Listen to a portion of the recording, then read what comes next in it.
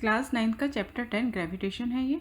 हम इसके back exercise question कर रहे थे। 6 क्वेश्चन तक हम कंप्लीट कर चुके हैं। स्टार्ट करेंगे 7th क्वेश्चन। तो क्वेश्चन में कहा है what is the importance of universal law of gravitation. हमें यूनिवर्सल लॉ ऑफ ग्रेविटेशन की इंपॉर्टेंस बतानी है। तो देखिए ये यूनिवर्सल लॉ ऑफ ग्रेविटेशन है जिसके कारण बहुत सारे फिनोमिना और बहुत सारी चीज़ें जो हैं वो एक्सप्लेन हो पाई हैं। तो वो क्या क्या चीज़ें हैं? The importance of universal law of gravitation is that it explain the motion of planets around the sun. तो सन के अराउंड जो प्लैनेट्स मोशन करते हैं, मूव करते हैं, उसको लॉ ऑफ ग्रेविटेशन ने ही एक्सप्लेन किया है।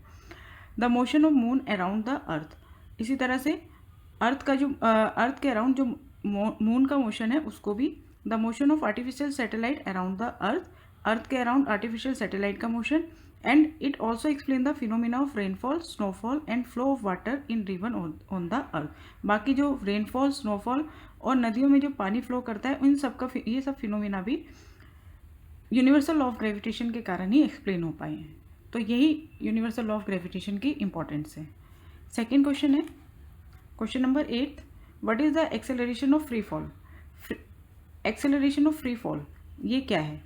तो the falling of an object from a height toward the earth under the gravitational force of earth is called free fall. जब एक हाइट से एक बॉडी नीचे टुवर्ड द अर्थ गिरती है, किसके अंडर?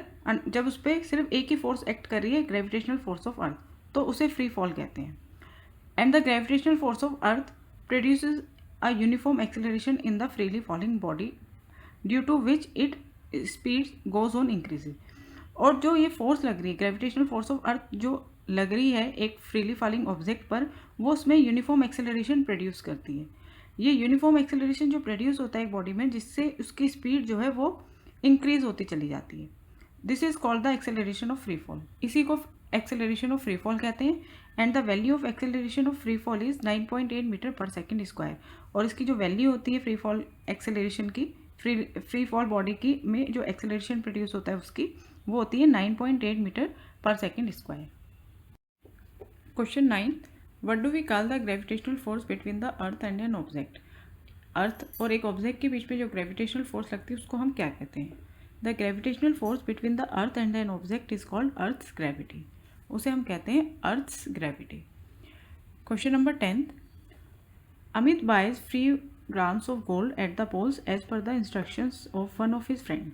अमित ने कुछ ग्राम गोल्ड खरीदा अपने फ्रेंड के कहने पर। कहाँ पर खरीदा? एट द पोल्स पर खरीदा। He hands over the same when he meets him at the equator. जब वह इक्वेटर पे उससे मिला तो उसने सेम यानी कि सेम गोल्ड जो खरीदा था उसको अपने फ्रेंड को हैंड ओवर कर दिया, दे दिया। Will the friend agree with the weight of the gold bought. तो क्या उसका जो फ्रेंड है वो एग्री होगा जितना वेट ऑफ गोल्ड, जितना गोल्ड खरीदा था उसके वेट से? इफ़ नॉट, अगर नहीं, वाई? तो उसका रीज़न बताना है। इस क्वेश्चन में हमें एक हिंट भी दिया है, the value of G is greater at the poles than at the equator. G की जो वैल्यू होती है पोल्स पर ज़्यादा होती है इक्वेटर के कंपेयर में। तो इसी चीज़ में हमारा आंसर छिपा है। उसने जो गोल्ड खरीदा था वो कहाँ खरीदा था? पोल्स पे खरीदा था। और जब उसने अपने फ्रेंड को दिया तो वो कौन सी जगह दिया? इक्वेटर पे दिया। ठीक है। जैसे हम जानते हैं कि किसी भी चीज़ का वेट क्या होता है, किसी भी ऑब्जेक्ट का वेट होता है mass into gravity, m into G. ठीक है। अब since the value of G is greater at the poles, क्योंकि पोल्स पर जी की वैल्यू ज़्यादा होती है, so the weight of the certain mass of gold will be greater at the poles. तो जो गोल्ड है उसका वेट पोल्स पर ज़्यादा होगा। ठीक है। मास जितना था उतना रहेगा, जी की वैल्यू से मल्टीप्लाई करेंगे तो वेट ऑफ द गोल्ड आ जाएगा एट द पोल्स। ठीक है। When the same mass of gold is brought to equator, अब जब इसी गोल्ड के मास को हम इक्वेटर पे लेके आएंगे then its weight will be found to be less.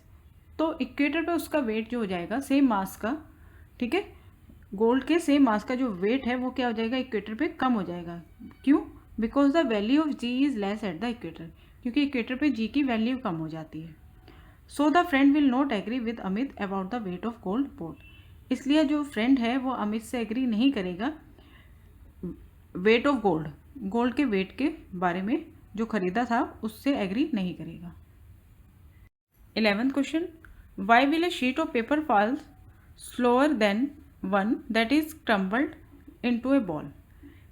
एक शीट ऑफ पेपर है और एक क्रम्बल मतलब आपने एक जो कागज़ था उसको ऐसे करके पूरी बॉल की तरह बना दिया, क्रम्बल कर दिया।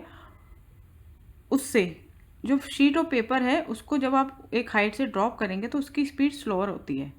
किससे? क्रम्बल शीट से। ठीक है, ऐसा क्यों है?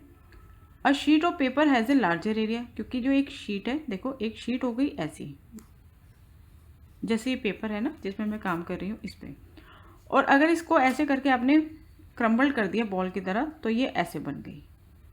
ठीक है,